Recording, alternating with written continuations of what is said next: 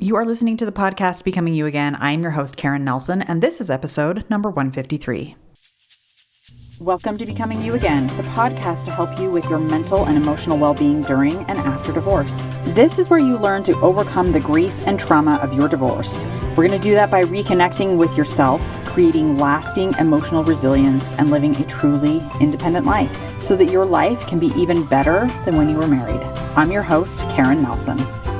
Welcome back to the podcast. I am so glad you're here. Today, I am doing another grounding exercise. This could also be considered a somatic exercise because we're kind of allowing ourselves to be in our body, allowing ourselves to reconnect with our interoception, which basically means you are opening up to sensing those signals that are coming from inside your body, those internal signals that are telling you whether you feel safe inside your body or whether you feel distressed or whether you feel unsafe inside your body, right? Whether or not your nervous system feels aligned or dysregulated, anything like that. And so I'm going to walk you through this exercise in just a minute. Basically, what we're doing today, I'm calling it anchoring in blue. That is what my trauma-informed coach referred to it as. And the reason that I'm going to teach you how to do this is because I truly believe it is very important for you as you're going through a divorce to be able to create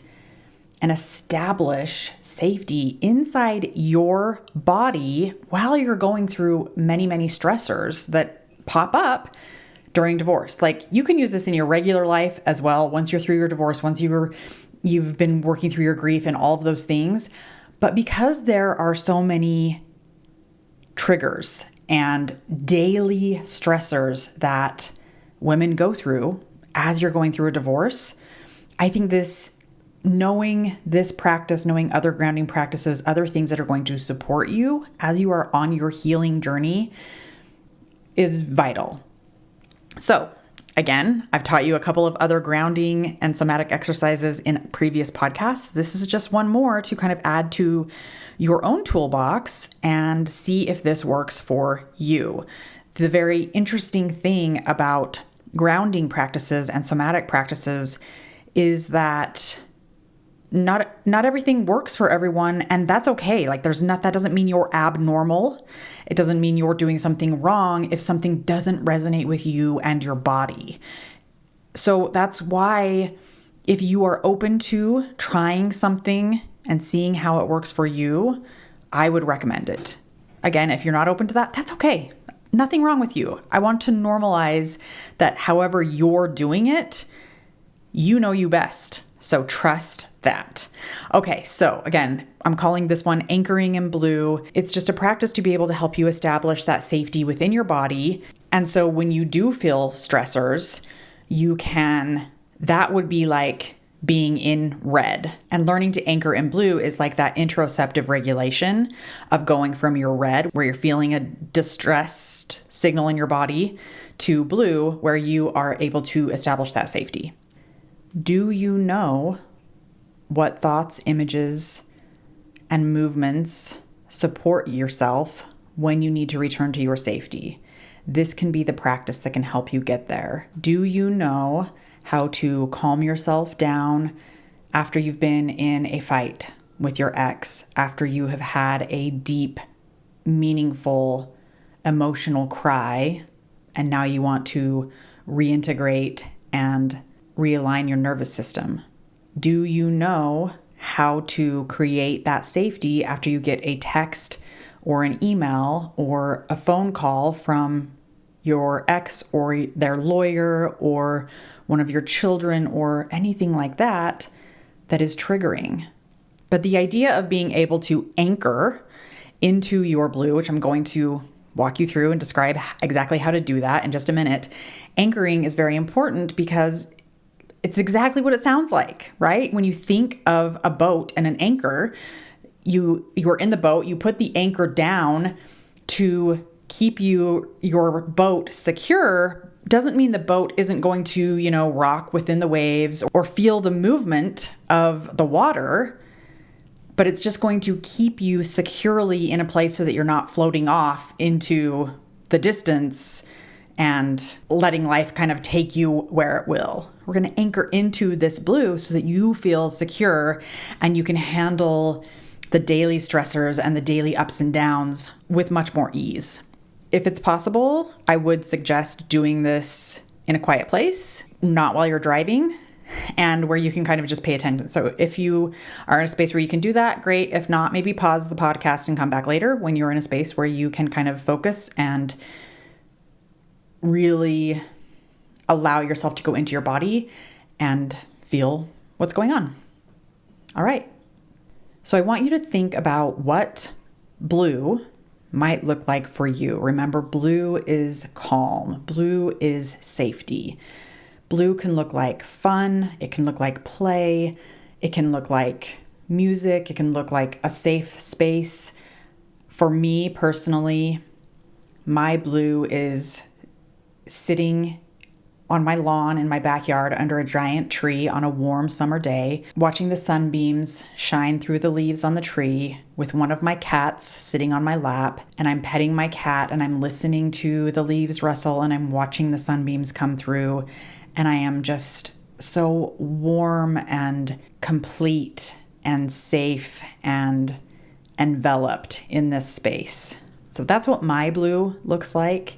What does your blue look like? Is there a space, a time, a place, a moment where you feel safe? And think about this on a scale of 1 to 10 as you start to think about your blue. When you go to this place, when you visualize it, when you think about it, when you imagine yourself there or you put yourself there, on a scale of 1 to 10, how do you feel? Obviously, 10 is the most safe you could possibly feel. 1 is not safe at all. Where on that scale are you? Now what I want you to do is I want you to go to a very low level red stressor, maybe like a 2 to a 3 on the scale of 1 to 10. This could be anything. This could be getting a text from one of your children about forgetting their homework. This could be sitting in traffic. Depends on you and what you decide is stressful, but just take yourself to imagining, feeling, being in that low level stress red area that's just like a 2 or a 3 on a scale. And just kind of imagine that for a minute. Feel what it feels like in your body. Notice any sensation changes from when you were in your blue to your red.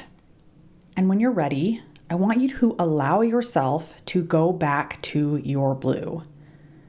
Whatever that was for you, wherever that is for you, take yourself back to your blue and just notice that scale on 1 to 10.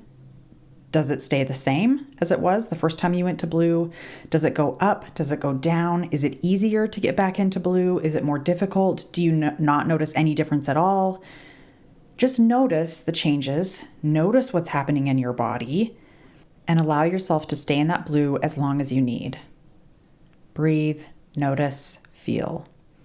The key to being able to anchor in blue is to add as much imagery, as many words, as many sensations or emotions that you can bring into your experience and your practice to help you create more ease when you go from those red stressors that you're going to be experiencing throughout your life, especially throughout your divorce, and being able to anchor into your blue in the moments when you need. Use this anchoring in blue technique to help you create calm, create that anchor that you need to know that you are safe in the here and now, and that you are capable of navigating the waves that you may be feeling in your daily life as you are in your boat with your anchor deeply tethered to the ground beneath. All right, my friends, that is what I have for you today. I hope you find this helpful. Thank you for being here, and I will talk to you next week. Hi friend, I'm so glad you're here and thanks for listening. I wanted to let you know that if you're wanting more, a way to make deeper, more lasting change, then working one-on-one with me as your coach may be exactly what you need. Together, we'll take everything you're learning in the podcast and implement it in your life with weekly coaching, real life practice, and practical guidance. To learn more about how to work with me one-on-one, go to KarenNelsonCoaching.com. That's www.KarenNelsonCoaching.com. Thanks for listening. If this podcast agreed with you in any way, please take a minute to follow and give me a rating wherever you listen to podcasts. And for more details about how I can help you live an even better life than when you were married, make sure and check out the full show notes by clicking the link in the description.